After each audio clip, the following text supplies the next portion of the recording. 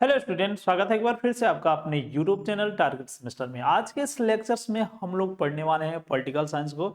जैसा कि आप लोग जानते हैं कि ये क्लासेस स्पेशली बीए एलएलबी के लिए है। बीए एलएलबी में पॉलिटिकल साइंस जो सब्जेक्ट है उसमें जो इम्पोर्टेंट टॉपिक है प्लेटोस, ठीक है, यूनिट 1 का प्लेटो टॉपिक्स अपने आप में इम्पोर्टेंट है। तो आज के इस लेक्चर्स में हम लोग प्लेटो को पढ़ने वाले हैं, ठीक है।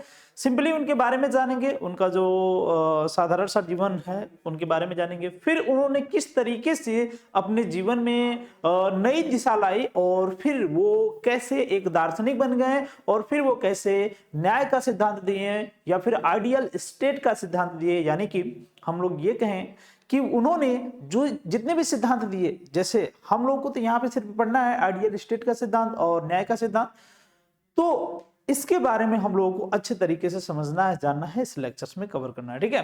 तो चलिए सबसे पहले हम लोग प्लेटो के इंट्रोडक्शंस देख लेते हैं, उनका परिचय देख लेते हैं और उसके बाद हम लोग बढ़ेंगे उनके न्याय सिद्धांत को देखेंगे। क्यों?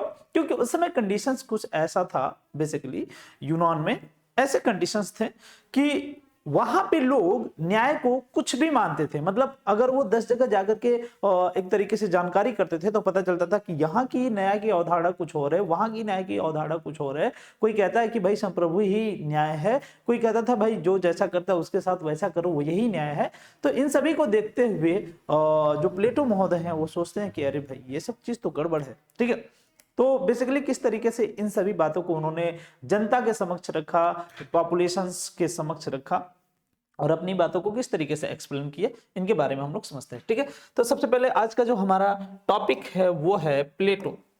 प्लेटो, ठीक है, प्लेटो याद रखिएगा, प्लेटो ही नहीं हम बोलते हैं हम लोग, प्लेटो, प्लेटो, ठीक है ना, न कि प्लूटो बोलते हैं। प्लूटो एक ग्रह होता है जिसे अपग्रह की श्रेणी से बाहर कर दिया गया, ठीक है ना। पहले ग्रह था लेकिन अब वो उपग्रह की श्रेणी में आ गया है, या फिर हम लोग बौने ग्रह की श्रेणी में रखते हैं उसे, ठीक है। अच्छा, ध्यान दीजिए ध्यान दीजिए, ये जो प्लेटो महोदय हैं बेसिकली ये यूनान के रहने वाले थे, यूनान के, ऐसा माना जाता है यूनानी थे, ठीक है, यूनान, ठीक है। अरे ये गड़बड़ लिख दिए क्या, यूनानी लिख दिए भाई, यूनान होना चाहिए था। एक मिनट रुकिए, थोड़ा सा इसको इरेज कर दें। यूनान के रहने वाले थे, कहाँ के रहने वाले थे, यूनान के, ठीक है। अच्छा चलिए, ग्रीक इंग्लिश में हम लोग बोलते हैं। इन्होंने अपने जीवन के बारे में बताया, लिखा। सबसे पहले ये जान लीजिए कि इन्होंने एक पुस्तक लिखी थी जिसका नाम है रिपब्लिक, रिपब्लिक, ठीक है ना। रिपब्लिक नामक पुस्तक में इनके जीवन के बारे में थोड़ी बहुत जानकारियां मिलती हैं और भी सारी चीजें मिलती हैं। सबसे पहले हम इनके परिचय के बारे में बता दें। परिचय, परिचय, ठीक है। परिचय की अगर हम लोग बात करें प्लेटो महोदय की, तो ये एक ऐसे व्यक्ति थे जो दार्शनिक थे। दार्शनिक थे, क्या थे, दार्शनिक थे। इनका जो जन्म हुआ था बेसिकली कुलीन परिवार में हुआ था, 437 या 33 के आसपास में हुआ था, ईसवी पूर्व में। 437 हो सकता है या फिर 33 हो सकता है, याद रखिएगा। 33, ठीक है, ईसवी पूर्व में हुआ था, याद रखिएगा, ईसवी पूर्व में, ठीक है। और ये एक दार्शनिक थे और ये कुलीन परिवार से संबंधित थे। किससे? कुलीन। कुलीन परिवार बेसिकली क्या होता है भाई, कुलीन परिवार वो होता है, कुलीन परिवार वो होता है जो राजा महाराजाओं के थोड़ा संपर्क में होता था, उसे हम लोग कुलीन परिवार कहते हैं। तो बेसिकली ये अपने इकोनॉमिक रूप से बहुत मजबूत थे। तो इकोनॉमिक रूप से मजबूत थे तो इनको जो है इकोनॉमिक रूप से बहुत लेना देना कुछ नहीं था, सारी चीजें इनके पास उपलब्ध थी, सभी संसाधन सभी जो इनके पास रिसोर्सेस थे वो उपलब्ध थे, ठीक है। तो इन्होंने फिर सोचना स्टार्ट किया लोगों के बारे में, जानना स्टार्ट किया लोगों के बारे में, ठीक है। लोगों के बारे में जानना, समझना, घूमना टहलना स्टार्ट किया और इन्होंने एक अकादमी भी खोली थी, उसे बेसिकली अकादमी के नाम से भी हम लोग जानते हैं, अकादमी, ठीक है। बाद में चल के ये बहुत बड़ा जो है, बहुत बड़ा एक विश्वविद्यालय टाइप का बन गया था, ठीक है ना। बाद में चल के बहुत बड़ा विश्वविद्यालय बन गया, ठीक है। इनके जीवन की अगर हम लोग मूलभूत बात करें तो इनके गुरु थे सुकरात, सुकरात, ठीक है ना, सोक्रेटिस बोला जाता है इनको इंग्लिश में, सुकरात थे।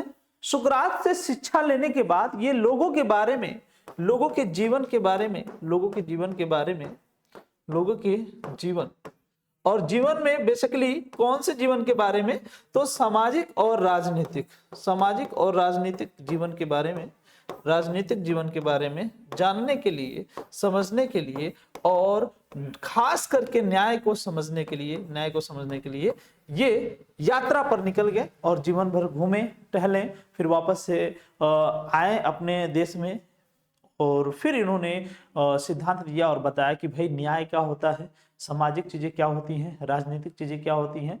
और इन्होंने एक पुस्तक और भी लिखी थी जिसका नाम है द लॉज। ठीक है, द लॉज। तो सिंपल सा इनका इंट्रोडक्शन था, सिंपल परिचय था, जिसमें आप लोगों ने देखा कि ये जो प्लूटो महोदय हैं बेसिकली किस तरीके से अपने वर्क को कर रहे हैं, किस तरीके से अपने सिद्धांत को बता रहे हैं। ठीक है, चलिए आगे बढ़ते हैं। इतनी बातें मुझे लगता है उनके जीवन के बारे में जान लेना आवश्यक था, तो हम जान लिए। देखिए प्लूटो टारगेट गुरुकुल ये आपका प्लेटफॉर्म है और ये प्लेटो महोदय है, प्लेटो, ठीक है ना, प्लेटो महोदय, ठीक है, इनको देख लीजिए। ठीक है, चलिए थोड़ा सा हम लोग आते हैं इनके इंट्रोडक्शंस को देखते हैं। ये बेसिकली किस परिवार से संबंधित है भाई, तो ये कुलीन परिवार से संबंधित है। जैसा कि आप लोग देख सकते हैं कुलीन परिवार से संबंधित है। इंग्लिश में हम इसे कह सकते हैं Plato the son of the noble parents. ठीक है ना, और इनके जो जन्म हुए थे 427 के ईस्वी पूर्व में, देखिए हमने वहां पे गड़बड़ बता दिया था आपको, 427 ईसा पूर्व के आसपास में हुई थी। ठीक है, ये बातें आपको जान लेना आवश्यक है। ठीक है, कभी कभी एक नंबर में क्वेश्चन पूछ सकता है अगर ऑब्जेक्टिव पूछता है तो, अन्यथा नहीं पूछता। ठीक है, इन्होंने जब समझना स्टार्ट किया, लोगों को समझना स्टार्ट किया, तो लोगों के सामाजिक और राजनीतिक जीवन को समझना स्टार्ट किया, लोगों के सामाजिक और राजनीतिक जीवन को समझना स्टार्ट किया। और इन्होंने बेसिकली एक अकादमी भी खोली थी। क्या खोली थी? अकादमी। ठीक है ना, अकादमी खोली थी और इस अकादमी को हम लोग जिम्नेजियम नाम से भी जानते हैं, जिम्नेजियम नाम के से भी जानते हैं। और ये आगे चल के जो है बहुत बड़े विश्वविद्यालय के रूप में चेंज हुआ, जैसे कि हमने आपको बताया।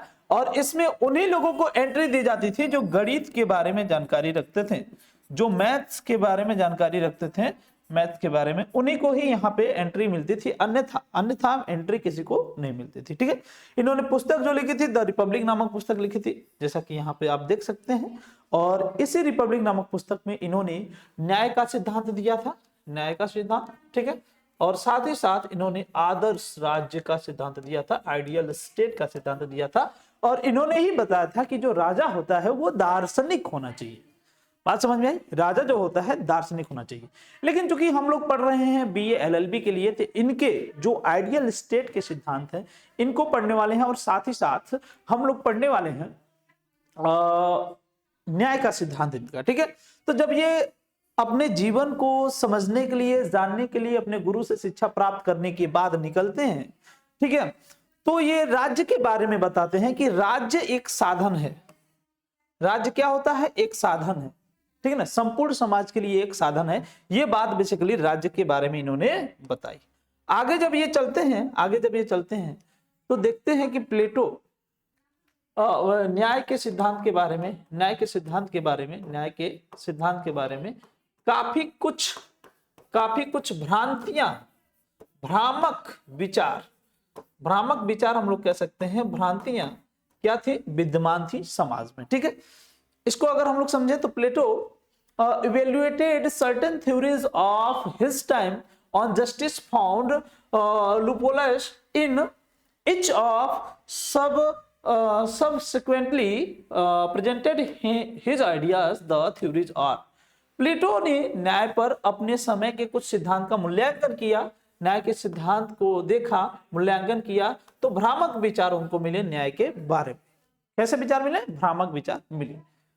तो फिर बहुत सी कमियां पाने के बाद इन्होंने अपना विचार प्रस्तुत किया, और अपना विचार कैसा था? सबसे पहले हम ये देखें कि कौन कौन सी कमियां उन्होंने पाई, भ्रामक विचार कौन कौन से पाए, तब जाकर के अपना विचार इन्होंने प्रस्तुत किया। लेकिन इससे पहले मैं आपको बता दूं कि ये है आपका टारगेट सेमेस्टर नामक बैच। ठीक है, टारगेट सेमेस्टर बैच। ठीक है, सारथी देगा साथ और हर बच्चा करेगा टॉप। और ये है आपका पेश है सारथी बैच। यहाँ पे देखिए ये सारथी बैच आपके लिए है, और बीए एलएलबी सेकंड सेमेस्टर के लिए ये बैच है, specially BA LLB second semester. यहाँ पे आप लोग देख सकते हैं कि 100% सिलेबस कवर होगा, और साथ ही साथ पर्सनल मेंटरशिप, डीपीपी, पीवाईक्यू और 24/7 डाउट सपोर्ट्स आपको मिलने वाले हैं। ये इसके स्पेशल फीचर्स है, और ये 100% टारगेट सेमेस्टर की जिम्मेदारी है, टारगेट गुरुकुल की जिम्मेदारी है कि टारगेट गुरुकुल अपनी जिम्मेदारियों से कभी नहीं भागता है, कम समय में भी अधिक से अधिक बच्चों को टॉप कराया है टारगेट गुरुकुल की, हमेशा टारगेट सेमेस्टर की हमेशा से गारंटी रही है। और बच्चे अपना ओपिनियन कमेंट के माध्यम से देते भी हैं। ठीक है, आप लोग कमेंट बॉक्स चेक कर सकते हैं, उसमें बहुत से कमेंट्स आपको मिल जाएंगे। समय कम रहते हुए भी बहुत बेहतरीन प्रदर्शन हम लोगों ने किया है एजुकेशन के फील्ड में। ठीक है, 100% सिलेबस कवर किया गया है और मेंटरशिप पर्सनल भी आपको मिल सकती है, आप किसी भी मेंटर से संपर्क कर सकते हैं, कोई दिक्कत नहीं है। ठीक है, 24/7 ये आपको डाउट सपोर्ट मिलने वाला है। साथ ही साथ ये देख लीजिए, ये है आपका 599 प्राइस। ठीक है ना, लेकिन अगर आप वर्तमान समय में सेमेस्टर 10 यूज करते हैं, सेमेस्टर 10 यूज करते हैं, तो यहां पे सेमेस्टर 10 आप यूज करते हैं, सेमेस्टर 10 अगर आप यूज करते हैं तो आपको मिल जाने वाले हैं 10% का छूट। लेकिन इसका ज्यादा टाइमिंग नहीं है आपके पास, इसका छूट प्राप्त करने का ज्यादा टाइम नहीं है। कब तक आप इसे यूज कर सकते हैं, तो केवल और केवल 20 फरवरी तक यूज कर सकते हैं। ठीक है ना, यही टाइम वैलिड है आपको। यहाँ पे आपको पांचों सब्जेक्ट, जितने भी आपके बीए सेकेंड सेमेस्टर में सब्जेक्ट हैं, सभी के सभी सब्जेक्ट कंप्लीट कराए जाएंगे। किसी भी प्रकार की कोई प्रॉब्लम्स आपको नहीं होने वाली है। ये टारगेट गुरुकुल टारगेट सेमेस्टर की 100% जिम्मेदारी है। जितने भी फीचर्स आपको दिए गए हैं टाइम के साथ आपको कंप्लीट कराए जाएंगे। आपको बिल्कुल भी टेंशन लेने की आवश्यकता नहीं है अगर आप इस सारथी नामक बैच को परचेज कर लेते हैं तो। ठीक है, तो ये हमारे फीचर्स थे। टारगेट गुरुकुल की गारंटी भी है, इसका कई बार जो है हम लोगों ने प्रमाण भी दिया है। ठीक है, तो चलिए आगे बढ़ते हैं।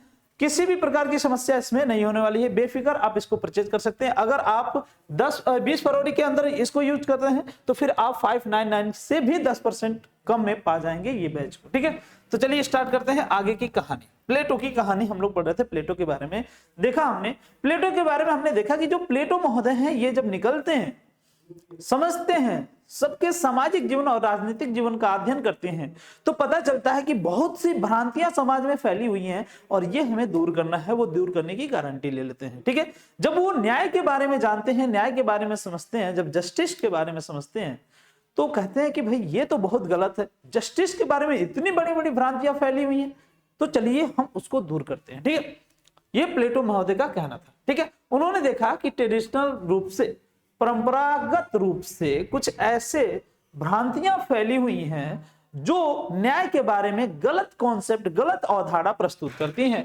जैसे कह रहा है कि this is the theory was given by the Polemarchus. ठीक है ना, पॉलीमॉर्चस है, इन्हीं के द्वारा ये थ्योरी दी गई थी। According to this theory, justice mean giving a man what is good for him.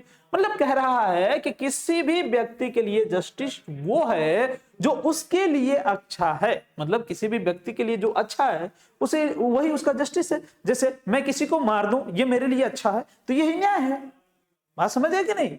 अगर कोई मुझे पीट के चला जाए, ये उसके लिए अच्छा है, तो उसके लिए न्याय है। ठीक है ना, ये कंडीशंस था उस समय, और इसको दिया था किसने? बेसिकली पॉलीमॉर्चस महोदय ने इसके बारे में कथन दिया था, बताया था। किसने? हिंदी में भी मैं हाईलाइट कर दे रहा हूं, याद रखिएगा। ठीक है, पॉलीमॉर्चस महोदय। ठीक है, अच्छा, इन्होंने बेसिकली क्या कहा था कि जो भी किसी भी व्यक्ति के लिए अच्छा है वो क्या है? न्याय है। ठीक है, फिर आगे देखिए, in the simple words it means gains to friends and evil to enemies. मतलब दोस्तों के लिए लाभ होना चाहिए, दुश्मनों के लिए हानि होनी चाहिए। दोस्तों के लिए क्या होना चाहिए? लाभ होना चाहिए, ये न्याय है। और दुश्मनों के लिए हमेशा हानि होनी चाहिए, ये न्याय है। किसका कहना है? पॉलीमॉर्चस महोदय है, इनका ये कथन है। और इसी कथन को उस समय जो है पूरे यूनान में इसी बात पे पूरा न्यायिक सिद्धांत चल रहा था। यही उस समय का कॉन्सेप्ट या फिर अवधारणा था। मतलब हम जो हमारे हित में है उसके लिए अच्छा करें, और जो हमारे हित में नहीं है उसके लिए बुरा करें, यही हमारा न्याय है। आगे देखिए कह रहा है, However, Plato is criticized. प्लेटो ने इसकी आलोचना की, क्रिटिसाइज किया दिस थ्योरी। ठीक है ना, on the ground that the hard and differentiate between friend and enemies and so on the basis cannot be decided our conduct towards people. For example, treating someone's the way this treat us, what is theory say. ठीक है ना, मतलब एक तरीके से इससे ये पता चलता है कि कौन दुश्मन है, कौन दोस्त है। इसका भी हम निर्धारण नहीं कर पाते हैं, क्योंकि कई बार होता है कि सिंपल सिंपल बातों पे जो हमारा दोस्त होता है वो दुश्मन बन जाता है, कई बार ऐसा होता है कि जो हमारा दुश्मन होता है वो दोस्त हो जाता है। तो ऐसे अगर न्यायिक सिद्धांत है तो बताइए कहां तक हम इसको लेकर के चल पाएंगे भाई? ऐसे हो पाएगा? नहीं हो पाएगा। ठीक है, फिर आगे देखिए, हिंदी में भी देख लीजिए कह रहा है, और इसलिए इस आधार पर हम लोगों के प्रति अपना आचरण तय नहीं कर सकते। मतलब कभी जो आज हमारा दोस्त है हो सकता है कल का दुश्मन हो जाए, जो हमारा दुश्मन है हो सकता है कल का दोस्त हो जाए। इसलिए ये थ्योरी क्या है? ये गलत है। जो पॉलीमर्चस महोदय ने थ्योरी दी थी, इसका क्रिटिसाइज किया किसने? प्लेटो महोदय ने। ठीक है, और प्लेटो महोदय ने क्रिटिसाइज किया, इसकी आलोचना की और कहा कि ये गलत है। फिर आगे देखिए, उदाहरण के लिए किसी के साथ वैसा व्यवहार करना जैसा हमारे साथ करता है, यही सिद्धांत कहता है। मतलब किसी के साथ हम वैसा ही, मतलब जैसा को तैसा। एक कहावत आपने सुनी होगी, कहा जाता है जैसा को तैसा मिले, मिले सोम को सोम, राजा को राजा मिले, मिले डोम को डोम। ठीक है, कहने का मतलब यह है कि अगर हमारे साथ जो जैसा कर रहा है उसके साथ हम वैसा करें, हमारा दुश्मन है तो उसके साथ हम दुश्मनी जैसा व्यवहार करें, हमारा दोस्त है तो हम उसके साथ दोस्ती जैसा व्यवहार करें, ये व्यवहार सही है, ये कथन सही है, ये न्याय का सिद्धांत सही है, पॉलीमर्चस ने कहा था। लेकिन जो प्लेटो महोदय है कहते हैं ना ना ना बाबू, ये गलत है। हमारा आचरण किसके प्रति क्या होगा, कब कैसे होगा, ये हमें नहीं पता, और ऐसे ही अवधारणा रहे तो फिर न्याय है ही नहीं। इन्होंने क्या कर दिया? आलोचना कर दिया पॉलीमर्चस का। ठीक है, चलिए आगे बढ़ते हैं, आगे बढ़ते हैं बाबू। मूल सिद्धांत जो उस समय चल रहा था, रेडिकलिज्म जो चल रहा था, वो क्या था? ठीक है ना, this theory was supported by the sophist. Sophist लोग जो थे इस थ्योरी को सपोर्ट करते थे, और इस थ्योरी में क्या है चलिए आगे समझते हैं। And according to the theory, justice is in the interest of strongers. मतलब जो मजबूत है ना, जो स्ट्रॉन्गर्स है ना, उसके लिए लाभदायक सिद्ध होना चाहिए। मतलब जो व्यक्ति अपने आप में मजबूत है उसके लिए ही न्याय होना चाहिए। यही एक तरीके से जस्टिस थ्योरी है। मतलब जिसकी लाठी उसकी भैंस, ये वाली हाल है। मतलब हमारे पास पावर है तो हम कोई भी काम कर सकते हैं, वो न्याय संगत है। लेकिन जिसके पास पावर नहीं है वो कुछ भी नहीं कर सकता, ये भी न्याय संगत है। बात समझे कि नहीं? अगर पावर नहीं है तो नहीं करोगे, है तो करोगे। ठीक है ना, ये न्याय है। ये उस समय सोफिस्टों ने दिया था। ठीक है ना, आगे देखिए, one should act for his capacity and strength to achieve what is possible. मतलब अगर आपके पास कैपेसिटी है, आपके पास स्ट्रेंथ है, तो आप कर सकते हैं अपने हिसाब से कुछ भी काम, कोई भी काम कर सकते हैं, ये न्याय संगत है। अगर आप पहाड़ उठा सकते हैं तो पहाड़ उठाइए, ये न्याय संगत है। किसी के सर पे पटक दीजिए, ये भी न्याय संगत है।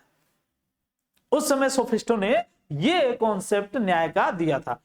पहला कॉन्सेप्ट आपने देखा जो पॉलीमर्चस महोदय ने दिया, उसका भी किसने क्रिटिसाइज कर दिया? प्लेटो महोदय ने। फिर दूसरा कॉन्सेप्ट जो है सोफिस्टों ने दिया, जिसकी लाठी उसकी भैंस। ठीक है, तो इसका भी इन्होंने क्या कर दिया? क्रिटिसाइज कर दिया, आलोचना की। इस तरीके से इन्होंने कहा इट इज आल्सो मींट। इसका मतलब क्या है? इसका मतलब यह है that since is the state is the strongest of will, whatever is done by the state is just and thus justice is the will of the ruler. One who has power or authority can make justice work according to their whims. Plato argued that। ठीक है ना, इन्होंने कहा अगर राज्य के पास शक्ति है तो राज्य अपने आप में सबल है। जाहिर सी बात है कि सबसे ज्यादा शक्ति किसी भी संस्था में होती है तो वो राज्य के पास होती है। उसके पास अपनी संप्रभुता होती है, अपना सॉवरेंटी होता है। बात समझ में आई? तो ऐसे सिचुएशन में जिस राज्य के पास अपनी शक्ति है वो अपनी शक्तियों का प्रयोग करके जनता को परेशान कर रहा है, जनता का शोषण कर रहा है, इसका मतलब वो न्याय कर रहा है, क्योंकि उसके पास शक्ति है, वो कर सकता है। तो ये भी गलत कॉन्सेप्ट है भाई, ये भी गलत अवधारणा है। न्याय के बारे में ऐसा आप नहीं कह सकते। किसने कहा? ये प्लेटो महोदय ने कहा। दोनों लोगों का क्रिटिसाइज किया। ठीक है ना, दोनों थ्योरी का क्रिटिसाइज कर दिया। अभी देखिए क्रिटिसाइज कर रहे हैं, फिर अपना इन्होंने न्याय का क्या सिद्धांत दिया था उसके बारे में भी हम लोग समझेंगे। तो यहां पे देखिए कि सिद्धांत का सोफिस्टों ने क्या किया था? समर्थन किया था। और फिर न्याय के शक्तिशाली लोगों के हित में जो होता है, यानी कि शक्तिशाली लोगों के हित में जो भी कार्य हो वो न्याय है। और फिर व्यक्ति को अपनी क्षमता और शक्ति के अनुसार कार्य करना चाहिए और जो संभव हो उसे हासिल कर लेना चाहिए, ये न्याय है। इसका यह भी अर्थ था कि चूंकि राज्य की इच्छा शक्ति सबसे प्रबल होती है तो राज्य जो भी करेगा वो न्याय संगत है। Clear now? आगे बढ़े, आगे बढ़ते हैं। ठीक है, आगे देखिए, यह सिद्धांत का आलोचना करते हुए बताते हैं, क्या कहते हैं, this theory cannot explain different behaviors and activity as the different ruler in different time and the concept of the justice varied from place to place। मतलब इसका मतलब यह है कि मान के चलिए कि ए एक राज्य है, बी एक राज्य है, सी एक राज्य है, यहां पे कोई और राजा राज्य कर रहा है, यहां पे कोई और राजा राज कर रहा है, यहां पे कोई और किंग है जो राज कर रहे हैं। अब एक बात बताइए, यहां पे जो भी रूलर्स रूल कर रहा है, राज कर रहा है, जो भी रूलर्स है, इसका अपने हिसाब से हित सोचेगा, और यहां पे जो रूलर्स रूल कर रहा है ये अपने हिसाब से हित सोचेगा। यहां पे जो रूलर्स एक तरीके से कर रहा है वो अपने हिसाब से सोचेगा।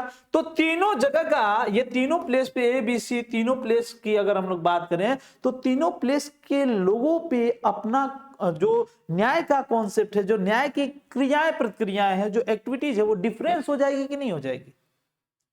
बात समझ में आ रही है? तीनों जगहों पे देखें तो तीनों जगहों पे डिफरेंस हो जाएगी, यही बात कर रहे हैं। कह रहे हैं ये सिद्धांत अलग अलग समय में अलग अलग शासकों के लिए अलग अलग व्यवहार और गतिविधियां बताता है। तो एक तरीके से देखा जाए तो न्याय जो है ये सभी का व्याख्या एक साथ नहीं कर सकता, सभी लोगों का न्याय सिद्धांत अलग अलग हो जाएगा। आगे देखिए, और न्याय की अवधारणा भी अलग अलग जगहों पर अलग अलग होती है। इस हिसाब से अगर हम देखें तो भाई न्याय की अवधारणा अलग अलग जगहों पे अलग अलग हो जाएगी, लेकिन न्याय तो यूनिवर्सल होना चाहिए। आगे देखिए, यह न्याय कोई सार्वभौमिक विचार नहीं देता, मतलब ऐसा विचार नहीं देता है जहां पे हम लोग सभी जगह पे लागू कर सके। It is not give any universal ideas of justice, मतलब जस्टिस के संबंध में कहीं पर भी ऐसा कोई आइडियाज नहीं देता है जिसे हम यूनिवर्सल रूप से लागू कर सके। ठीक है, आगे देखिए, it is not rational principles, ये तर्कसंगत भी नहीं है, ये रेशनल भी नहीं है। ये कहां तक रेशनल है भाई कि जिसके पास पावर है वो लोगों को दबाया जाए? ये रेशनल है? ये तर्कसंगत है? सही लग रहा है? नहीं सही लग रहा है। आगे देखिए, यह उस व्यक्ति का मार्गदर्शन नहीं कर सकता जो अपने तरीके से न्याय प्राप्त करता है। मतलब एक व्यक्ति जो डाकू है, एक व्यक्ति जो आतंकवादी है, एक व्यक्ति जो टेररिस्ट है, उसके पास पावर है तो वो लोगों को मारेगा, काटेगा। उसके लिए क्या है? ये न्याय हो गया, है कि नहीं? तो एक तरीके से सभी लोग अपने अपने हिसाब से न्याय करना स्टार्ट कर देंगे, तो फिर जिन लोगों पे अत्याचार हो रहा है उनका क्या होगा? बात समझ में आ रही है? ये प्लेटो महोदय का कहना है। आगे बढ़े, सभी लोगों को न्याय नहीं मिल पाता। फिर उसके बाद आपका बिहेवियरलिज्म हो जाएगा, व्यवहारवाद, या फिर इसको पैरामेटिक्स भी हम लोग मेटिज्म्स भी बोलेंगे। आगे देखिए, ये ग्लाकोन गेव द थ्योरी, मतलब ग्लाकोन है, ग्लाकोन ये थ्योरी को देते हैं, कहते हैं ये जो प्रैग्मेटिज्म है, ये जो है व्यवहारवाद का जो है सिद्धांत जो दिया जाता है, ये क्या है? ठीक है, ध्यान दीजिए। Followed by the theory social contract by Hobbes and Rousseau, मतलब ये जो है सिद्धांत हॉब्स और रूसो का जो सिद्धांत आपने देखा है ना, हॉब्स और रूसो थे। देखिए तीन लोग थे, जब हम लोग सोशल कॉन्ट्रैक्ट पढ़ रहे थे, सोशल कॉन्ट्रैक्ट, इसमें तीन लोगों को बेसिकली हम लोगों ने पढ़ा था। तीन लोग कौन कौन थे? पहले थे लॉक, दूसरे थे हॉब्स और तीसरे थे रूसो। हॉब्स, लॉक, रूसो, तीन लोगों ने सोशल कॉन्ट्रैक्ट थ्योरी दी थी। देखिए ग्लाकोन ने यह सिद्धांत दिया, उसके बाद हॉब्स और रूसो ने सामाजिक अनुबंध का सिद्धांत दिया। सबसे पहले यह सिद्धांत किसने दिया था? अभी क्या सिद्धांत दिया आगे बताएंगे, लेकिन इसके बाद रूसो ने अपना सिद्धांत दिया था। यह सिद्धांत बताता है कि न्याय भय की संतान है और परंपरा से पैदा हुआ है। बात समझ में आई? मतलब न्याय क्या होता है? भय होता है, भय। जिसके अंदर डर है, इसका मतलब न्याय वो कर सकता है। मतलब एक तरीके से वो भले ही अपने आप में दब जाए, जो कुछ भी हो, जितनी भी क्रियाएं हो, उस हिसाब से वो क्या है? न्याय है। एक तरीके से हम ऐसे समझ सकते हैं, एक तरीके से हम ये समझ सकते हैं कि जो व्यक्ति शक्तिशाली है वो किसी को दबाएगा, और जो व्यक्ति दब जा रहा है, वो अगर दब रहा है तो वो भी न्याय कर रहा है, और जो शक्तिशाली व्यक्ति है वो दबा रहा है वो भी न्याय कर रहा है। ये कथन है, ये मतलब। ठीक है, देखिए इसी को कहते हैं यहां से देखिए, this theory state that justice is child of a fear born out of traditions. ठीक है, the people who suffered injustice at the hands of strong peoples decided as a result of social contract that they would never do injustice for, nor tolerate it. For examples, punishing criminals will create fear in his mind, and thus in this way justice will be served to the sufferer. ठीक है, also a victim who suffered a loss will probably not commit the crime as a suffered the pain himself. However, Plato opposed this theory by saying that any contract between people and tacit and implied, and that if a law is obligatory on one concept is because it is not imposed by force. Also, people were under the misconceptions that the state resulted from a social contract between the rulers and general public. मतलब क्या है, मतलब यह है, ध्यान दीजिए, कह रहा है कि उदाहरण के लिए पहले तो ये देख लीजिए, कह रहा है शक्तिशाली लोगों के हाथ में अन्याय सहना पड़ता है। उन्होंने सामाजिक अनुबंधन के परिणाम स्वरूप निर्णय लिया कि वे कभी अन्याय नहीं करेंगे और न ही उसे सहन करेंगे। मतलब सोशल कॉन्ट्रैक्ट थ्योरी की बात अगर करें हम लोग, तो कहा जाता है कि बड़े लोग कहते हैं कि हम न्याय नहीं करेंगे और छोटे लोग कहेंगे हम न्याय नहीं सहेंगे। ठीक है, बात समझे कि नहीं? आगे देखिए, देखिए उदाहरण के लिए किसी अपराधी को दंड देने से उसके मन में डर होगा और इस प्रकार पीड़ित को न्याय मिलेगा। इसके अलावा जिस पीड़ित को नुकसान हुआ है वो संभवतः अपराध नहीं करेगा क्योंकि स्वयं दर्द सहा है। मतलब इसका मतलब समझिए, एक पीड़ित है ए और बी ने इसे प्रताड़ित किया है। ए को बी ने प्रताड़ित कर दिया। अब चूंकि ए जो है ये कभी अपराध नहीं करेगा। बात समझ में आ रही है? ये अपराध नहीं करेगा। क्यों नहीं करेगा? क्योंकि इसे पता है कि अपराध सहने का जो दर्द है वो क्या होता है। लेकिन बी को क्या होगा? पनिशमेंट मिलेगा, पनिश किया जाएगा। ठीक है, बी को पनिश किया जाएगा, दंड दिया जाएगा। इसलिए दंड दिया जाएगा क्योंकि ये दोबारा गलती ना करे, गलती ना करे।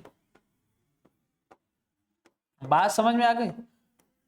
इसके मन में डर हो जाए कि हम अगर फिर से गलती करेंगे तो फिर हमारे लिए समस्या हो जाएगी। आगे देखिए, किसी अपराधी को दंड देने से उसके मन का डर पैदा होगा और इस प्रकार पीड़ित को न्याय मिलेगा। इसके अलावा जिस पीड़ित को नुकसान हुआ है वो खुद ही किसी भी प्रकार का ऐसा कार्य नहीं करेगा। आगे देखिए, हालांकि प्लेटो ने इस सिद्धांत को यह कहकर विरोध किया कि लोगों के बीच कोई भी अनुबंध गुप्त और निहित होता है और यदि कोई कानून अनिवार्य है तो इसे स्वीकार कर लेता है क्योंकि यह बलपूर्वक नहीं लगाया जा सकता है। इसके अलावा लोगों को यह गलतफहमी थी कि राज्य और आम जनता के बीच एक सामाजिक अनुबंध का परिणाम था। मतलब एक तरीके से देखा जाए तो राज्य और जनता के बीच सामाजिक अनुबंध है, ऐसा लोगों को लगता है, लेकिन वास्तविकता में ऐसा कुछ है नहीं। बात समझ में आ गई? तो ये था बेसिकली जो व्यवहारवाद है उसका क्रिटिसाइज किया गया है, उसकी आलोचना की गई। ठीक है, तीसरा है रेशनलिज्म, जिसे हम लोग बोलते हैं बुद्धिवाद। ठीक है, बुद्धिवाद क्या है भाई? Justice as seen by Socrates is an art. The rulers try to brings justice by removing the defeat from the general public. मतलब कह रहा है justice as seen by Socrates in an art. मतलब एक तरीके से सुकरात के हिसाब से देखा जाए, सुकरात ने देखा था कि जो जस्टिस है एक कला है। क्या है? कला है, is an art. ठीक है ना? The ruler try to bring justice मतलब by the removing the defeat from the general public। एक तरीके से कहा कि शासक आम जनता को, जो जनरल पब्लिक है कि दोषों को दूर करके न्याय दिलाने का प्रयास करता है। कि मतलब इनके पास जितने भी रिमूविंग द डिफीट, मतलब इनके जो दोष हैं उसको खत्म करके न्याय दिलाने का कार्य करेगा। मतलब जितने भी दोष है उसको खत्म कर दो तो न्याय है। बात समझ में आ गई? आगे देखिए, आगे देखिए, फिर कह रहा है कि since Plato was highly influenced by Socrates, मतलब बहुत ही ज्यादा प्रभावित हुआ, हाईली इन्फ्लुएंस्ड हुआ, and his ideas he give the rules of king to achieving the ideal of republic. ठीक है ना? तो सुकरात जो था इसकी बातों से बहुत ज्यादा प्रभावित हुआ। कौन? प्लेटो। ठीक है ना? जब सुकरात ने कहा कि देखिए देखिए, आर्ट होता है क्या, एक जस्टिस जो होता है, जो न्याय होता है, ये एक आर्ट होता है। जो गवर्नमेंट है ना, गवर्नमेंट को ये चाहिए कि जो जनता है उसकी कमियों को दूर कर दे। शासक को कोई एक ऐसा तरीका अपनाना चाहिए जो उसकी कमियों को दूर कर दे। अगर कमियों को दूर कर देगा, यही न्याय है, तो वो कभी गलती करेंगे नहीं। ठीक है? तो इन्हीं बातों से कौन प्रभावित हो गया? इसी बातों से प्लेटो जो है हाईली इन्फ्लुएंस्ड हो गए, अत्यधिक प्रभावित हो गए। किससे? सुकरात के विचारों से। ठीक है? फिर इसलिए उन्होंने गणतंत्र के आदर्श को प्राप्त करने के लिए राजा का शासन दिया। मतलब कहा कि भाई गणतंत्र होना चाहिए, राजा का शासन होना चाहिए बेसिकली, और राजा राजा का लड़का नहीं बनना चाहिए, बल्कि बल्कि बल्कि क्या होना चाहिए? एक राजा जो होता है उसे जनता चुनेगी, तब राजा होगा। राजा का लड़का राजा नहीं होना चाहिए। तब जाकर के वहां पे गणतंत्र की कल्पना हुई थी, राजा का शासन का कल्पना हुआ था बेसिकली ऐसे। ठीक है? क्लियर ना? आगे देखिए, What Socrates tried to say that not everyone can rule or serve justice, on who knows how to deal with the interest of the people and work for their benefit, and a welfare state can be ruler। मतलब कह रहा है सुकरात जो कहना चाहता था, क्या कहना चाहता था? कि वह हर कोई शासन नहीं कर सकता, न्याय की सेवा नहीं कर सकता। एक कल्याणकारी राजा वही हो सकता है जो जनता को हितों से निपटना जानता हो और उनके लाभ के लिए कार्य करे। मतलब इन्होंने कहा, सुकरात महोदय ने कहा कि शासन करना सबके बस की बात नहीं है। शासन वही कर सकता है जो जनता के हितों के बारे में सोच सके, जनता को लाभ दे सके। जो शासक ऐसा कर सकता है वो फिर क्या है? वो अच्छा शासक माना जाता है, कल्याणकारी शासक माना जाता है। और एक तरीके से हम ये देखें तो जो राजा है ऐसा ही होना चाहिए। अगर ऐसा वो कार्य करता है तो जनता के साथ न्याय करता है। बात समझ में आ गई? ये बात इन्होंने कही थी, और इन्हीं बातों से तो हो गए प्रभावित। कौन? प्लेटो महोदय। अब हम लोग आते हैं प्लेटो महोदय के सिद्धांत को देखते हैं। यहां से प्लेटो महोदय का सिद्धांत स्टार्ट होता है। प्लेटो महोदय क्या कहना चाहते हैं इनके बारे में हम लोग समझते हैं। ध्यान दीजिए, प्लेटो का नया सिद्धांत, plateaus theory of justice, the justice theory of plateaus भी हम लोग कह सकते हैं। ठीक है? His work discussed in the concept of justice, मतलब ये उनका काम न्याय की अवधारणा, इसकी विशेषताओं और समाज में इसे कैसे विपरीत किया जाता है। In characterise and how is the dispense in societies.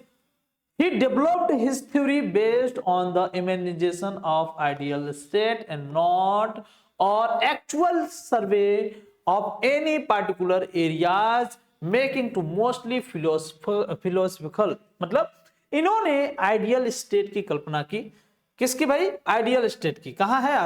आदर्श राज की कल्पना की, और इसके आधार पे इन्होंने विकसित किया, न कि किसी विशेष क्षेत्र का वास्तविक सर्वेक्षण के आधार पे। मतलब इनकी गलती क्या थी? इन्होंने सोचा ठीक है, इन्होंने सोचा आइडियल स्टेट होना चाहिए। आइडियल स्टेट का मतलब समझ रहे? एक मिनट, इधर आइए बताते हैं हम आपको। इन्होंने कहा आदर्श राज्य होना चाहिए। कैसा होना चाहिए? आदर्श राज्य होना चाहिए। ठीक है? आदर्श राज्य। ठीक है? अच्छा, आदर्श राज्य होने के साथ साथ जो राजा है उसको दार्शनिक होना चाहिए। ठीक है ना? दार्शनिक होना चाहिए। राजा को शिक्षा प्राप्त होना चाहिए, और राजा को अनुभवी होना चाहिए। ठीक है? अनुभवी होना चाहिए, और साथ ही साथ राजा को लोगों का कल्याण करना चाहिए। लोगों का कल्याण करना चाहिए, ठीक है। और फिर इन्होंने कहा कि राजा जो है वो कैसा होना चाहिए, तो वो बिना शादी का होना चाहिए, उसका परिवार नहीं होना चाहिए, शादी नहीं होनी चाहिए उसकी, ठीक है ना। इन्होंने ये भी कहा राजा की शादी नहीं होनी चाहिए, जनता ही, राज्य ही उसका सब परिवार है, ठीक है। फिर इन्होंने कहा, फिर इन्होंने डिवाइड किया था अपने हिसाब से एक अवस्था को, एक अवस्था प्राप्त होने के बाद जो कि 45 से 50 के बीच में होता है, यहां तक जाने के बाद ही वो राजा बन सकता है। तब तक इसको शिक्षा प्राप्त करनी चाहिए, और वो शिक्षा ऐसी प्राप्त करनी चाहिए जो राज्य को चलाने के लिए बहुत काम आती हो। साथ ही साथ ये सब चीजें जब बताई इन्होंने, तो किसी सर्वेक्षण के आधार पर नहीं बताया, ठीक है ना, किसी सर्वेक्षण के आधार पे नहीं बताया, सर्वेक्षण के आधार पे नहीं बताया, सर्वे नहीं किया, ठीक है, सर्वे नहीं किया, काल्पनिक इमेजिनेशंस, इमेजिन किया इन्होंने, इमेजिन कल्पना करके किया, कल्पना करके, ठीक है ना, वास्तव में कुछ नहीं बताया इन्होंने, ठीक है। और इसका थ्योरी जो दिया था बेसिकली किसमें दिया इन्होंने, रिपब्लिक में, ठीक है, रिपब्लिक। लेकिन जब इनको बाद में रियलाइज हुआ तो इन्होंने अपनी थ्योरी को चेंज भी किया, और सबसे बड़ी बात इन्होंने कहा कि एक आदर्श राज्य में 5040 ही जनता हो सकती है, इससे ज्यादा नहीं हो सकती है। अगर इससे ज्यादा हो रही है तो वो आइडियल स्टेट नहीं है, आदर्श राज्य नहीं है। और दूसरी बात ये सारी बातें उन्होंने लिखा। फिर उन्होंने बाद में एक पुस्तक लिखा जिसका नाम था द लॉज, ठीक है, द लॉज। इस द लॉज पुस्तक में वास्तव में इसने खुद एक्सेप्ट किया, प्लेटो महोदय ने कहा कि नहीं, ऐसा कुछ हो ही नहीं सकता है, ठीक है, ऐसा कुछ नहीं हो सकता है। क्लियर ना हो, आगे बढ़ते हैं भाई, आगे बढ़ते हैं। यहां पे देख लिया आपने, यहां पे देख लिया, आगे बढ़ते हैं। यहां पे देखिए, उन्होंने कहा क्वालिटी ऑफ सॉइल, मतलब आत्मा की गुणवत्ता कैसी होनी चाहिए, ठीक है, आत्मा की गुणवत्ता। चलिए अब आगे देखिए, आत्मा की गुणवत्ता क्या उन्होंने बताया अपने थ्योरी में, आत्मा की गुणवत्ता को क्या बताया। According to Plato, in a society different classes must be given what is due them, and that no class shall be allowed to dominate other classes. Plato के अनुसार एक समाज में विभिन्न वर्गों को उनका उचित हक दिया जाना चाहिए। एक तरीके से हम ये कहें कि भाई due to them that no class shall be allowed to dominate the other classes, किसी भी वर्ग को अन्य वर्ग पर हावी नहीं होने की अनुमति है। मतलब किसी भी एक वर्ग दूसरे वर्ग पे हावी नहीं होना चाहिए। बात समझ में आ गई। आगे देखिए कह रहा है, to him justice in the is the quality of the soil, मतलब उनके लिए न्याय आत्मा का गुण है। मतलब इन्होंने कहा कि जब दो वर्ग हैं तो दोनों वर्ग को समान रखिए, एक वर्ग दूसरे वर्ग पे हावी नहीं हो, ये अंतरात्मा का अपना गुण है और यही न्याय है, ठीक है। आगे देखिए फिर कह रहा है यहां तक की बातें हो गई।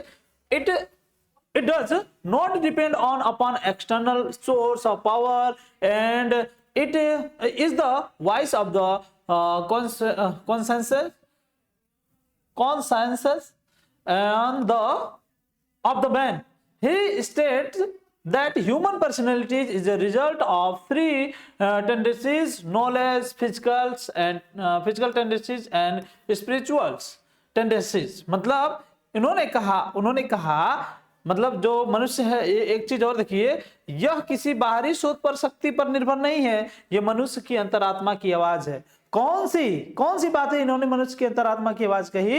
इन्होंने कहा कि जो दो क्लास हैं तो दोनों क्लास में अपने आप में बॉन्डिंग होनी चाहिए, ये अंतरात्मा की आवाज है, इसे इधर उधर नहीं करना चाहिए, ठीक है। आगे देखिए, उन्होंने कहा कि मानव व्यक्तित्व के 3 प्रवृत्तियों का परिणाम है: ज्ञान, शारीरिक प्रवृत्ति और साथ ही साथ आध्यात्मिक प्रवृत्ति। ये बहुत ही बड़े आध्यात्मिक थे, दार्शनिक थे ना उस समय, दार्शनिक लोग ऐसे हुआ करते थे। आत्मा की प्रवृत्ति को अन्य प्रवृत्तियों पर शासन करना चाहिए। किसी समाज में उच्च आध्यात्मिक प्रवृत्ति वाले लोगों को राज्य पर शासन करना चाहिए। तर्क, न्याय, साहस और संयम के आदर्शों का पालन करना चाहिए। न्याय का अर्थ होता है लोगों के बीच तथा लोगों और समाज के बीच सामंजस्य होना चाहिए। यही बातें इंग्लिश में भी हम लोग देख लेते हैं। देखिए कह रहा है the tendencies of spirit should the rules the other tendencies in a society. People with high spiritual tendencies must rules the state and follow ideal of reason, justice, courage and temperance। ठीक है ना। Justice means harmony among the peoples to between people and societies। मतलब कि जो व्यक्ति जिसके पास knowledge हो, जिसके पास शक्ति हो, जिसके पास तर्क करने की क्षमता हो, जो आध्यात्मिक हो, यही व्यक्ति न्याय कर सकता है और ऐसे ही व्यक्ति को राजा बनना चाहिए, ऐसे ही व्यक्ति को शासक बनना चाहिए। बात समझ में आ गई। ये बातें बताए और ये सब आता कहां से है? ये सब आत्मा की गुणवत्ता है और आत्मा से ही निकल करके आता है। और फिर समाज का जैविक सिद्धांत के बारे में बताया इन्होंने, इसकी भी न्याय की भूमिका है, मतलब जैविक सिद्धांतों का भी न्याय की भूमिका है। Plato consider justice an ethical concept and stress और following one duties with moralities. कहा प्लेटो को एक नैतिक अवधारणा मानता है, प्लेटो न्याय को एक नैतिक अवधारणा मानता है। क्या मानता है भाई? नैतिक अवधारणा। ठीक है, आगे देखिए। और नैतिकता के साथ अपने कर्तव्यों का पालन करने पर जोर देता है। ठीक है ना, एक तरीके से ये एथिकल है और नैतिकता के ही हिसाब से लोगों को कार्य करना चाहिए। समाज के जैविक सिद्धांत के आधार पर उनके न्याय के सिद्धांत का परिणाम स्वरूप अधिनायकवाद आया, जो व्यक्ति की सभी स्वतंत्रता का उल्लंघन करता है।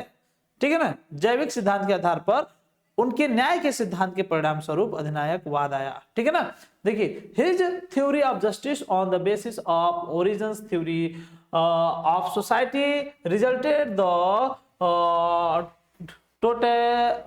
टोटलिज्म्स। ठीक है ना, टोटलिटिज्म्स। ठीक है, with which infringes all the freedoms of a persons in his ideal republic graduations where give the powers to rule and peoples could not criticize them any way. This concept is however against the principles of liberties in democracy.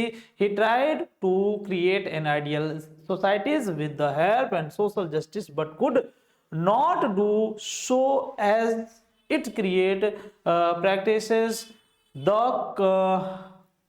contradicted his ideas। मतलब क्या है? मतलब उन्होंने कहा उनके, देखिए यहां तक की बातें आपको क्लियर हो गई कि परिणाम स्वरूप अधिनायकवाद आया, जो व्यक्ति के स्वतंत्रता का उल्लंघन करता है। उनके आदर्श गणतंत्र में अभिभावकों को शासन करने की शक्ति दी गई थी और लोग उनकी किसी भी तरह से आलोचना नहीं कर सकते हैं। हालांकि यह अवधारणा लोकतंत्र में स्वतंत्रता के सिद्धांतों के विरुद्ध हो गई।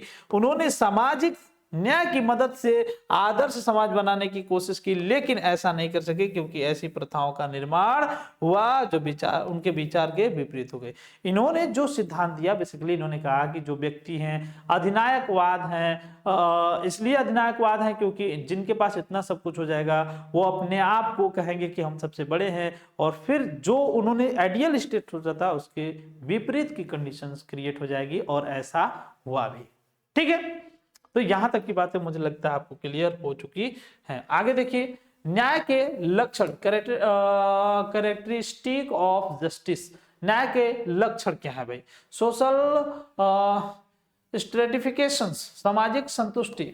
ठीक है, His theory of justice based on the social stratifications given by him on the basis of elements of soil. He gave 3 social stratifications, namely उनका न्याय का सिद्धांत उनके द्वारा सामाजिक स्तरीकरण के आधार सामाजिक स्तरीकरण पर आधारित है। आत्मा के तत्वों के आधार पर उन्होंने 3 सामाजिक स्तरीकरण दिए। सोल्जर्स, जिसे ये क्या बोलते हैं, ग्रेजुएशन, जैसे क्या है कि गार्जियंस जैसे हम लोग बोलते हैं, जे रखवाले होते हैं। रखवाले का मतलब क्या? जिनके पास नॉलेज है वो अपने सभी चीजों का रखवाला होता है। ठीक है ना, उसे हम लोग बोलते हैं गार्जियंस। ठीक है, उसके बाद सोल्जर्स बेसिकली जो सैनिक होते हैं। ठीक है, और उसके बाद general people like artisans, farmers वगैरह वगैरह, ठीक है ना, जो कारीगर्स और ये लोग हैं। तो 3 स्तर में इन सभी चीजों को क्या किया, डिवाइड कर दिया। कौन, प्लेटो महोदय ने, ठीक है ना। Justice means fulfilling all the duties by peoples belonging to each social state without interferings in the duty of others. मतलब एक तरीके से एक दूसरे के कर्तव्यों में हस्तक्षेप नहीं करना, इंटरफेयर नहीं करना, ये अपने आप में क्या है, न्याय है। मतलब जो रखवाले हैं इनके काम में हस्तक्षेप नहीं करेंगे, ये इनके काम में हस्तक्षेप नहीं करेंगे, ये उनके काम में हस्तक्षेप नहीं करेंगे, वो इनके में नहीं, ये इनके में नहीं, मतलब कोई भी एक दूसरे के कार्य में हस्तक्षेप नहीं करेगा, ठीक है ना। उसके बाद जन्मजात प्रवृत्ति के बारे में भी इन्होंने वहीं पे डिस्क्राइब किया। उन्होंने कहा प्लेटो के अनुसार न्याय जो होता है ये जन्मजात होना चाहिए। According to Plato justice is innate, ठीक है ना। It is equality of soul vice and once consensus, ठीक है ना। यह आत्मा का गुण है और व्यक्ति की अंतरात्मा की आवाज है, सॉरी यह अंतरात्मा की आवाज है, ठीक है। अच्छा आगे देखिए, इन्होंने कार्यात्मक विश्लेषण किस तरीके से किया, कार्यात्मक विश्लेषण किस तरीके से किया। फंक्शनल्स जो स्पेशलाइजेशंस, ठीक है ना, कैसे इन्होंने किया, ठीक है। पहला इन्होंने कहा he classified society into 3 classes, cognitive represented by guardians, cognitive is represented by soldiers and affecting which was the represented by the general public। मतलब general public, soldiers and guardians 3 parts में डिवाइड कर दिया, ठीक है ना, सभी वर्गों को, ठीक है। फिर आगे देखिए दार्शनिक राजा के भी इन्होंने बात कही। उनका मानना था कि न्याय तभी संभव हो सकता है जब राज्य पर एक दार्शनिक राजा का शासन हो। वह दार्शनिकों को सभी में सबसे बुद्धिमान मानते थे। He considered the philosopher was wisest among all, मतलब एक तरीके से सबसे बुद्धिमान होंगे, ठीक है ना।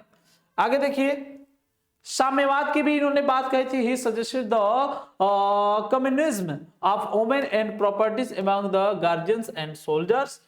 उन्होंने अभिभावकों और सैनिकों के बीच महिलाओं और संपत्ति के साम्यवाद का सुझाव दिया। This was done to keep them away from the kinds of emotions warrior and envies, ठीक है ना।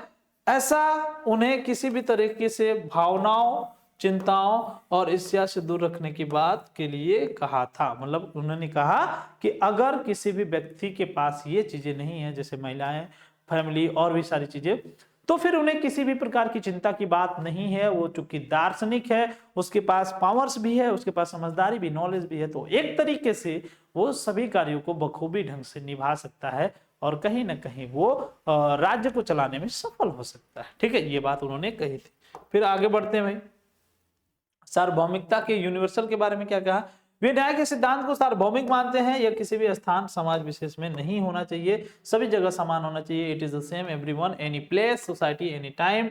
ही consider the principles of justice universal, ये यूनिवर्सल भी होना चाहिए। फिर नैतिक अवधारणा की भी बात उन्होंने कही। उनकी न्याय की अवधारणा न्यायिक नहीं बल्कि नैतिक है। सबकी नैतिक जिम्मेदारी है, मोरालिटी है, एक तरीके से कहें तो, ठीक है ना, मोरल है, ठीक है।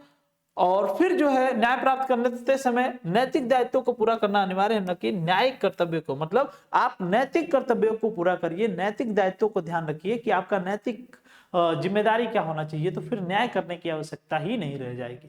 ये किसका कथन है भाई, ये बेसिकली प्लेटो महोदय का कथन है, ठीक है ना। महिलाओं के लिए आजादी और न्याय के लिए शिक्षा भी इन्होंने कहा। उन्होंने कहा he said that in order to achieving justice is necessary to provide freedom to women, they should be given equal rights to participate as men। मतलब जो महिलाएं थी उनको जो है इक्वल राइट दिया। He suggests an advanced scheme to education to help people realize the importance of justice। मतलब उन्होंने कहा कि लोगों को एजुकेट कीजिए ताकि उनको रियलाइज हो सके कि कितना जरूरी है जस्टिस होना, ठीक है ना, क्लियर है। आगे देखिए न्याय के प्रकार भी उन्होंने बताया। Plato classified justice into 2 types which related to each other और to a great extent, individual justice and social justice. इन्होंने न्याय के 2 टाइप्स बताए, व्यक्तिगत न्याय और सामाजिक न्याय, ठीक है। सामाजिक न्याय आप समझ ही रहे हैं, समाज के साथ, समाज में जाइए तो फिर जो है उसके हिसाब से कार्य करिए, आपकी नैतिक जिम्मेदारी भी है। व्यक्तिगत न्याय के बारे में इन्होंने क्या बताया, justice according to him in the is the spirit that help the individuals to fulfill his duties। उनके अनुसार न्याय वह भावना है जो व्यक्ति को उसके कर्तव्यों को पूरा करने में मदद करती है। There are three elements in the human minds। कौन से, आत्मा, कारण और भूख, ये तीन मुख्य रीजंस उन्होंने बताया है। ठीक है, wisdom's is the virtues of reasons, the courage of spirit and temperance, which is of appetites, justice maintains harmonies among the three। मतलब बुद्धि, तर्क का गुण, आत्मा का साहस और संयम जो भूख का है। ठीक है, न्याय तीनों में सामंजस्य बनाए रखता है। मतलब न्याय जो होता है ये आत्मा, संयम और भूख, ठीक है ना, आत्मा, संयम और भूख, ठीक है ना, इन सभी चीजों में एक तरीके से बना के रखता है, तालमेल बना करके रखता है। ठीक है, क्लियर है। और उसके बाद व्यक्तिगत न्याय में ही उनका मानना था, क्या मानना था, he believed that each parts of the human mind must be satisfied to so that there is harmony in every parts। People who are harmonious can created and harmony as a peaceful state। मतलब इनका मानना था कि मानव के मन के प्रत्येक भाग को संतुष्ट होना चाहिए ताकि हर भाग में सामंजस्य हो। मतलब सभी भाग जब संतुष्ट होंगे तभी सभी में कॉम्बिनेशन बनाया जा सकता है। ठीक है, आगे देखिए, people who are harmonious can create the harmonious and peaceful state. लोग सामंजस्यपूर्ण हैं, वे एक सामंजस्यपूर्ण और शांतिपूर्ण राज्य बना सकते हैं। जब उन लोगों में आपस में कॉम्बिनेशंस बनेगा तभी जाकर के वो एक कंप्लीटली राज्य को क्रिएट कर पाएंगे। फिर आगे देखिए, according to him when a person is able to solve all his needs according to his virtue, spirit and appetite, he would be satisfied। For examples, the basic needs of an individual in contemporary would or what are to have stable job with good pay, own a house or family, he would be satisfied and live decent life। ठीक है, तो कहने का मतलब यह है कि जब उसके पास सभी कुछ होना चाहिए, इकोनॉमिक रूप से वो ठीक ठाक हो, उसके पास रहने के लिए घर हो, पहनने के लिए कपड़े हो, सभी तरह से अगर वो सक्षम है, सभ्य है, तब जाकर के वो एक आइडियल स्टेट का क्रिएशन कर सकता है ओवरऑल लोग मिल करके। ठीक है, क्लियर है, यहां तक की बात है। फिर उन्होंने सामाजिक न्याय की भी बात की। सामाजिक न्याय में उन्होंने बताया it is dependent on individual justice or society where there is individual justice can achieve social justice। Like the three elements in individuals, there are three types of man society। पहला रेशनल, दूसरा spiritual और तीसरा है पोसियोनेट। ठीक है ना, उन्होंने कहा व्यक्तिगत न्याय, यह व्यक्तिगत न्याय पर निर्भर है। जो सामाजिक न्याय है, जिस समाज में व्यक्तिगत न्याय होता है वही समाज सामाजिक न्याय प्रदान कर सकता है। मतलब a society where there is individual justice, जहाँ पे इंडिविजुअल जस्टिस है, कैन अचीव सोशल जस्टिस, वहां पे सामाजिक न्याय भी प्राप्त किया जा सकता है। ठीक है ना, like the three elements in an individuals, there are three types of men societies. मतलब फिर कहा कि एक व्यक्ति में तीन तत्वों की तरह समाज में तीन प्रकार के पुरुष होते हैं, तर्क संगत, आध्यात्मिक और भावुक। ठीक है ना, मतलब इनके तर्क करने की शक्ति मजबूत है, ये आत्मा से मजबूत होते हैं, और ये जो है बहुत भावुक होते हैं। ठीक है ना, ये बहुत भावुक होते हैं। क्लियर ना, आगे बढ़े, आगे बढ़े। उन्होंने समाज के लोगों का वर्गीकरण किया और तीन गुना कार्यात्मक सामाजिक अस्तित्व करी। He classified people in societies, give three fold function social. ये तो मैंने आपको बता दिया है। ठीक है ना, तो ये हो चुका है आपका। ठीक है, आगे देखिए, आगे देखिए, उन्होंने सुझाव दिया कि दार्शनिकों को राज्य पर शासन करना चाहिए क्योंकि वे सबसे बुद्धिमान होते हैं, और ज्ञान शासक का गुण है और न्याय बुद्धिमान का गुण है। ठीक है ना, मतलब आप बुद्धिमान है तो न्याय करेंगे, आपके पास शक्ति है, नॉलेज है, तब शासन कर पाएंगे। ठीक है, वह व्यक्तियों को इकाई नहीं बल्कि एक जटिल संपूर्ण मानते हैं।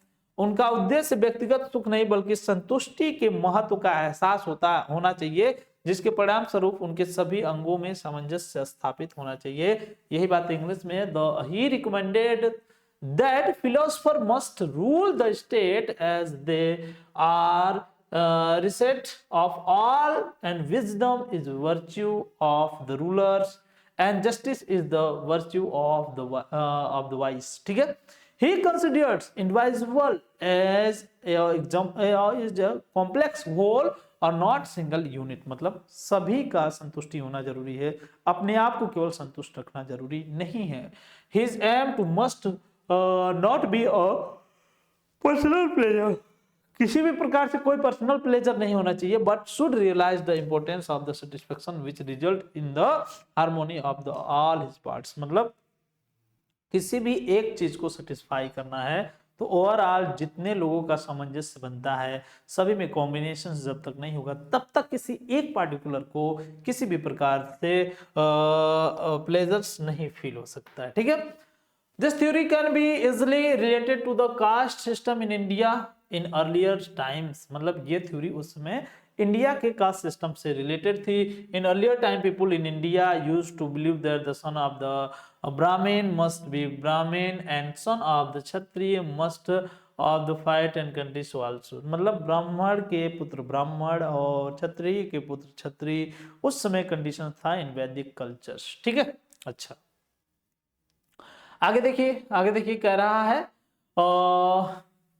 so if analyze this theory say to people's belongings to different caste perform their functions without the interference with the work of the persons belonging to another caste and social justice can be achieved। ठीक है ना, तो इस तरीके से जब हम difference नहीं करेंगे, कास्टिज्म वाला सिस्टम नहीं करेंगे, तो फिर जाकर के सामाजिक न्याय होगा। और बेसिकली इसे हम लोग बोलते हैं क्या, सामाजिक न्याय। ठीक है ना, क्या बोलते हैं, सामाजिक न्याय। यहां तक की बातें मुझे लगता है आपको बहुत ही आसानी से क्लियर हो गई, अच्छी लगी। प्लेटो के सिद्धांत की आलोचना भी की गई। कैसे आलोचना किया गया? प्लेटो laid more emphasis the duties rather than the right enjoyed by the peoples in a society's right keep the society united and brings solidarity among the peoples। Thus both right and duties are important and interconnected in state। मतलब क्या कहा जा रहा है, कहा जा रहा है प्लेटो ने समाज में लोगों को मिलने वाले अधिकार के बजाय कर्तव्यों पर अधिक जोर दिया। मतलब इन्होंने किसी भी राइट्स की बात नहीं की, बल्कि जो ड्यूटीज हैं बस ड्यूटीज की बात ही करते रहे। ठीक है, अधिकार समाज को एकजुट रखते हैं और लोगों में एकजुटता लाते हैं। इस प्रकार किसी राज्य में अधिकार और कर्तव्य दोनों महत्वपूर्ण रूप से जुड़े हुए हैं, बट इनके में अधिकार नहीं था। अधिकार पे इन्होंने कम वैल्यू दिया, इन्होंने सिर्फ और सिर्फ कर्तव्यों पर ही बात कही। ठीक है, आगे देखिए, he gave the enormous powers to philosopher king but failed to realize the principle that absolute powers cooperate absolutely। Thus even the richest king can be become corrupt in give absolutely power।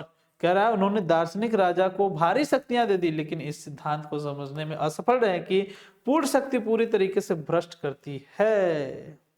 आपने एक कथन सुना होगा, जब political science आपने मुझसे पढ़ा होगा बीए में, तो वहां पे हमने बताया था एक व्यक्ति थे, उन्होंने कहा कि शक्ति भ्रष्ट करती है और संपूर्ण शक्ति संपूर्ण रूप से भ्रष्ट करती है। तो वही बात है, दार्शनिक राजा को अगर इतने चीज मिल जाएंगे तो पूरी तरीके से करप्शन वाला हो ही जाएगा, बुद्धिमान राजा भी भ्रष्ट हो जाएगा। ठीक है ना, फिर उन्होंने और भी तरीके से क्रिटिसाइज किया। ठीक है ना, तो मुझे लगता है यहां तक की बातें आपको 100% क्लियर हो गई हैं। और भी क्रिटिसिजम्स हैं प्लेटो के सिद्धांत के, उसको ऑलरेडी आपको कंटेंट दे दिया जाएगा, उसमें आप जाकर के पढ़ लीजिएगा, देख लीजिएगा। जहां पर भी बातें आपको नहीं समझ में आएगी वहां पे आप हमें कमेंट करके बताइएगा, या फिर जो टेलीकॉलर्स महोदय हैं, जो आपके किसी भी प्रकार का प्रॉब्लम्स का सॉल्यूशंस देते हैं, समझते हैं, जानते हैं, उन्हें बताइएगा, तो फिर वो हम तक बताएंगे बातें और हम आपके सभी प्रॉब्लम के सॉल्यूशंस को आपको प्रोवाइड करा देंगे। ठीक है, तो आज की क्लास को हम यहीं पे खत्म करते हैं। अभी तक आपने टारगेट गुरुकुल ऐप को नहीं डाउनलोड किया, जा करके डाउनलोड कर लो, और साथ ही साथ आप जा करके सबसे पहले आप टारगेट गुरुकुल ऐप को डाउनलोड करो। और दूसरी बात यह है कि आप व्हाट्सएप ग्रुप को भी ज्वाइन कर लेना, क्योंकि वहां पे मोस्ट इंपॉर्टेंट इंफॉर्मेशन आपको दे दी जाएंगी। ठीक है, 100% अगर मोस्ट इंपॉर्टेंट इंफॉर्मेशन सबसे पहले पाना हो किसी भी प्रकार का, तो आपको व्हाट्सएप ग्रुप जरूर ज्वाइन करना चाहिए। ठीक है, तो आज के वीडियो में सिर्फ इतना ही, मिलते हैं नेक्स्ट वीडियो में, तब तक के लिए बाय।